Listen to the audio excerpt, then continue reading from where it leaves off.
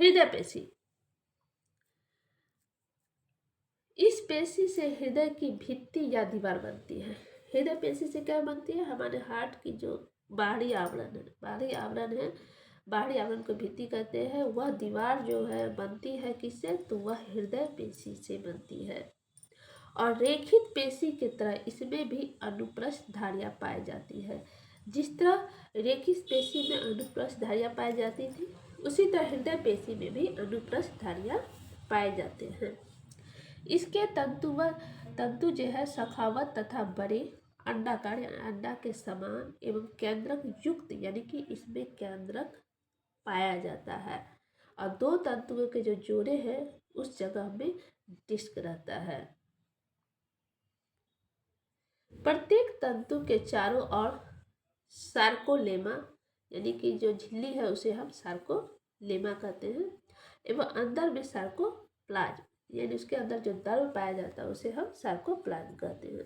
Sarcoplasm में मौजूद myofibril के कारण पेशी धारियाँ जैसी दिखाई पड़ती है। इसके अंदर जो पेशी जो धारियाँ की तरह दिखाई देती है उसका कारण है मायोफाइब्रिल। यह है हृदय पेशी का चित्र। यह है सार्कोप्लाज्म का केंद्रक, छोटे छोटे केंद्रक है। यह है डिस्क।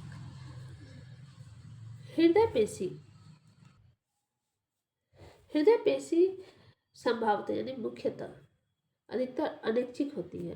हृदय पेशी कैसी होती है? अनैच्छिक होती है, यानी हमारी इच्छा के अनुसार हृदय कार्य नहीं करता है।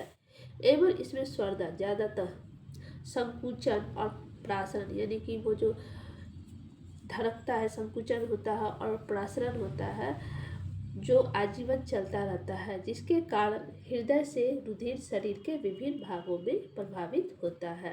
हृदय का संकुचन होना, फिर फैलना, यह सब हृदय पेशी के कारण ही होता है, जो कि अनैच्छिक है, जो कि हमारे इच्छा पे निर्भर नहीं रहता है। तो हृदय पेशी कैसी है? तो यह एक अनैच्छिक पेशी है। अरेखित, रेखित एवं हृदय पेशी में तुलना, यानी कि क्या क्या डिफरेंस है, तीनों में क्या अंतर है, तीनों में क्या खूबियाँ हैं। अरेखित पेशी जो है वह आहार नाल की भित्ति में पाई जाती है, आंत में पाई जाती है, रक्त वाहिनियों में पाई जाती है एवं मूत्राशय में पाई जाती है। यह कहाँ कहाँ पाई जाती है? अरेखित पेशी पाई जाती है। अरेखित पेशी कंकाल यानी हमारी हड्डी से जुड़ी रहती है। यह ग्रहणी में भी पाई जाती है। हृदय पेशी हमारे हृदय की भित्ति में पाया जाता है। अब अरेखित पेशी जो होता है अशाखित होती है, यानी इसमें शाखा नहीं होती है। रेखित पेशी भी अशाखित होती है, जबकि हृदय पेशी एक दूसरे से जुड़ी रहती है। यह अनैच्छिक होती है, यानी कि हमारी इच्छा से कार्य नहीं करती है। रेखित पेशी जो होती है वह ऐच्छिक होती है, यानी हमारी इच्छा से कार्य करती है। फिर हृदय पेशी भी अनैच्छिक होती है, यानी कि हृदय में जो पेशी है वो भी हमारी इच्छा के अनुसार कार्य नहीं करता है। प्रत्येक तंतु में एक केंद्रक होता है। रेखित पेशी का जो सेल, प्रत्येक तंतु में एक केंद्रक होता है, मतलब कि इसके जो सेल होते हैं उसमें एक केंद्रक होता है। इसमें यह बहुकेंद्रीय होती है, मतलब इसमें केंद्रक की संख्या एक से ज़्यादा होती है। पर हृदय पेशी में भी यह भी एक केंद्रीय होता है। तो तुर्क रूपी पेशी कोशिकाओं से बनी होती है। इसकी जो सेल है वह तुर्क रूपी पेशी से बनी होती है।